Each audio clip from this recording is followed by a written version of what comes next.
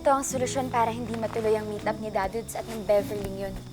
Kailangan tapos na to bago mag-birthday si Dadudes next month. Mas mahal mo pa yata yung motor kaysa sa akin, Dadudes. Siyempre, ikaw pa rin ang first love ko, Maming. Tulungan na kita, Dadudes! Sige.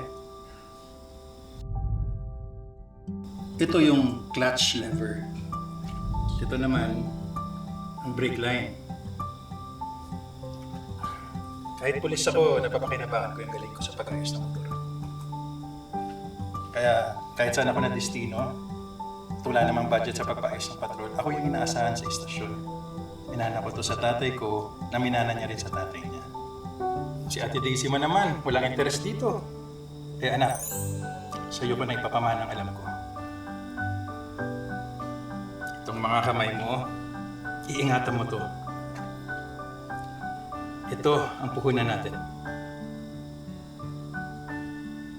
Basta ako, anak, kung ano gusto mo maging, suportado kita. At sa bawat tagumpay mo, mag-cheer, papalakpak ako para sa'yo. Love you, Mommy! Love you, Dadudes!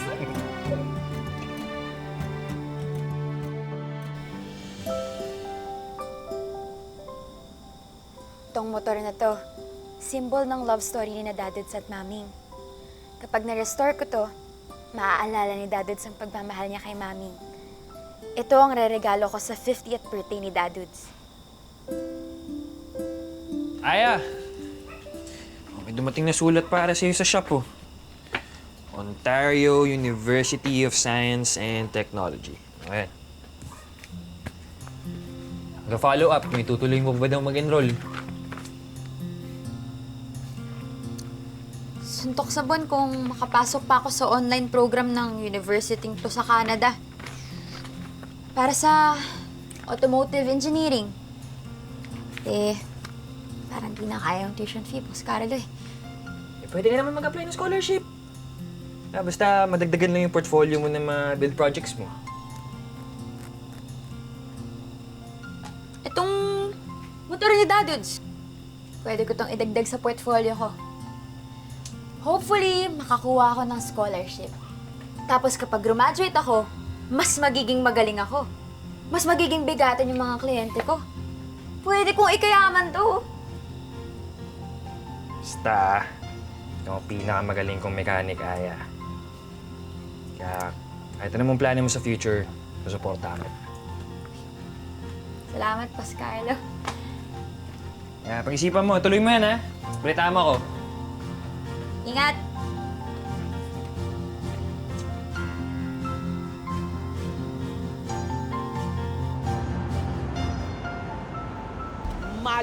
Mali ang pera. Ano ba namang hindi magagalit kasi yung mga tao? Ako nga, Diyos ko, ilang motor na yung nasira sa akin dahil dyan sa bahay na yan, tapos malalaman mo, ninanakaw lang pala nila yung pondo ng flood control. Exactly. Kaya tol, deserve lahat nila ng mura. Di ba? Tama. Nagigising na ang taong bayan. Di ba? Uy. Si Electric Boy. Mga bossing, andito ba yung magaling na mekaniko?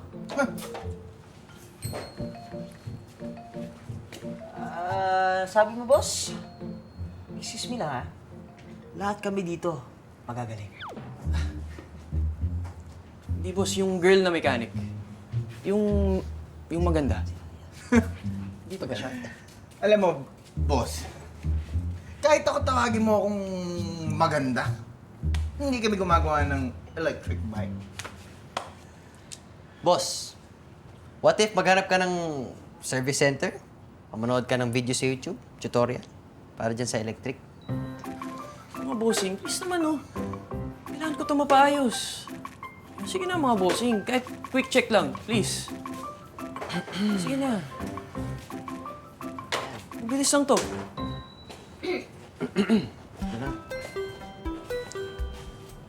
Actually, environmental warrior ako. Ayoko gumamit ng kotse. Bad for the planet. Kaya eto, e-bike gamit ko. Ayos ah. Parang kanina, parang bata ka lang na nasira ng bike. Ngayon, warrior ka na. Baka mamaya, nepo baby ka rin ah.